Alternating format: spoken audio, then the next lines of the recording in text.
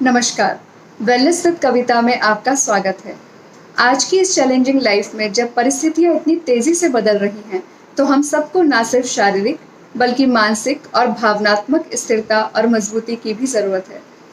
तो इसीलिए लोगों में अब होलिस्टिक हेल्थ को लेकर जागरूकता काफी बढ़ी है और साथ ही उन्होंने योग को भी अपने जीवन में अपनाना शुरू किया है। लेकिन इसके साथ ही उनके मन में कई सारे सवाल होते हैं, जैसे योगासन करने का सही तरीका क्या है और कैसे इनसे ज़्यादा से ज़्यादा लाभ प्राप्त किया जा सकता है। तो आज इस वीडियो में योगासन को ही अपना आधार मानकर हम योगासन की बारीकियों के महत्व को जानने की कोशिश करेंगे। सबसे पहले जानते हैं आसन क्या है। किसी शारीरिक स्थिति में कुछ देर सुखपूर्वक स्थिरता से बैठने को आसन कहते हैं। तो इससे साफ है कि आसन में एक कंफर्ट होना चाहिए और साथ ही साथ इसको करते समय मन में सुख की अनुभूति होनी चाहिए। अब जानते हैं योगासनों का चुनाव करते समय किन बातों का ध्यान रखना चाहिए। सबसे पहले योगासनों को अपने शरीर की क्षमता के अनुसार चुनें, यानी आपके शरीर में कितनी फ्लेक्सिबिलिटी है या आपका शरीर कितना स्टिफ है। फिर ये देखना जरूरी है कि आपके शरीर में किसी तरह की कोई बीमारी तो नहीं, तो आपको उसके हिसाब से अपने आसनों को चुनना चाहिए। कई बार कईयों का मन होता है कि वो कठिन आसनों को यानी एडवांस पोजेस को ट्राई करना चाहते हैं, अचीव करना चाहते हैं, तो वो उसके हिसाब से भी अपने आसनों का चुनाव कर सकते हैं। योगासनों को लेकर लोगों के मन में कई तरह की गलतफहमियां होती हैं, उनकी बात कर लेते हैं। कई बार लोगों को लगता है कठिन आसन करने से ही उनको ज्यादा लाभ मिलेगा, जबकि ऐसा सोचना गलत है। योगासन में आप चाहे सरल आसन करें चाहे कठिन आसन करें, ज्यादा जरूरी है कि आप उनको अपने शरीर के अनुसार करें और सही ढंग से करें, तो वो पूरा लाभ प्रदान करते हैं। कई बार लोग ये भी गलती करते हैं कि वो योगासनों को सिर्फ एक्सरसाइज समझकर करते हैं, जिसमें गलत तो कुछ नहीं है, लेकिन उनको सिर्फ शारीरिक लाभ ही मिल पाता है और उन्हें योगासनों का पूरा लाभ नहीं मिल पाता। अब ये भी समझ लेते हैं कि योग में योग आसनों का उद्देश्य क्या होता है। योग में योग आसनों का उद्देश्य होता है योग की हायर प्रैक्टिसेस के लिए आपके शरीर को तैयार करना।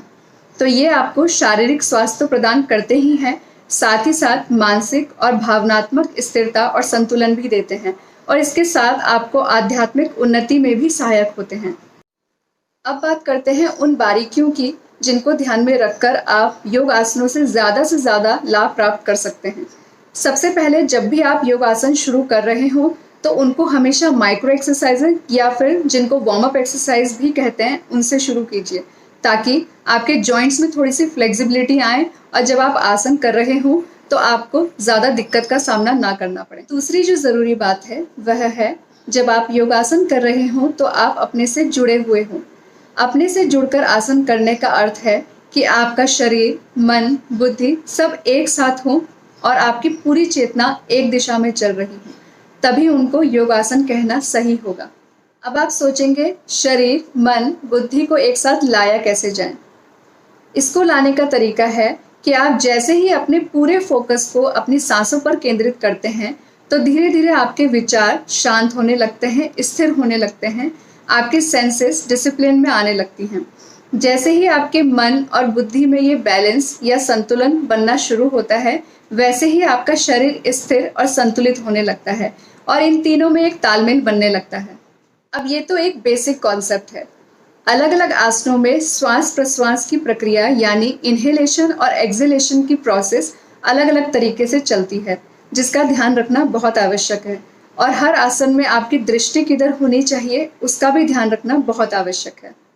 जैसे ही शरीर, मन, बुद्धि में एक तालमेल बनता है और हम इस स्थिति में अपने पूरे कंसंट्रेशन के साथ अपनी चेतना को शरीर के जिस भी हिस्से पर लेके जाते हैं, हमारी प्राण ऊर्जा यानी जीवनी शक्ति का फ्लो उधर होने लगता है और शरीर के उस हिस्से को इससे बहुत लाभ मिलता है। इसीलिए शरीर के अलग अलग हिस्सों के लिए अलग अलग योगासन बने हैं। जिस योगासन को करने से शरीर के जिस हिस्से में खिंचाव या तनाव होता है, जब आप अपने पूरे कंसंट्रेशन के साथ अपनी चेतना को उधर लेकर जाते हैं, तो आपकी ऊर्जा का यानी प्राण ऊर्जा का फ्लो उधर होने लगता है और शरीर के उस हिस्से को इससे बहुत लाभ मिलता है।